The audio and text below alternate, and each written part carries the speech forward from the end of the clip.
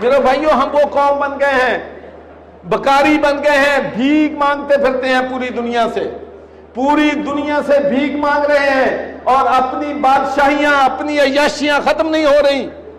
میں آپ کو یہ بات یقین سے کہتا ہوں کہ جس نے ساری دنیا دیکھی ہے، پورے یورپ میں حکومتیں دیکھی ہے، اتنے بادشاہ کسی ملک میں نہیں ہے جتنے بادشاہ ہمارے ملک میں۔ اور ہمارے ملک کا تو جو تھانے دار ہے وہ بھی بادشاہ ہے،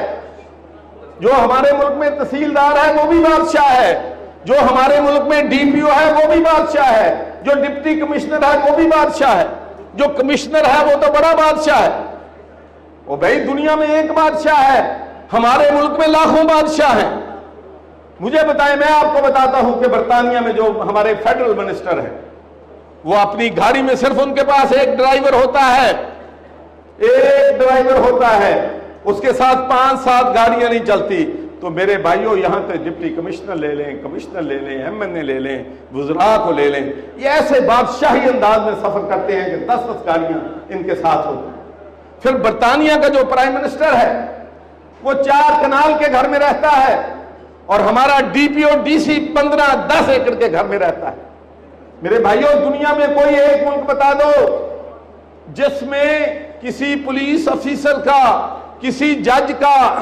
یا کسی بڑے بیوروکریٹ کا گھر کا بجلی کا بل، گھر کے نوکر، گھر کی گاڑیاں جو ہیں وہ حکومت دیتی ہو۔ یہ صرف پاکستان ایک ملک ہے کہ جب آپ ملازمت میں ہوتے ہیں تو آپ کا گھر کا خرچہ،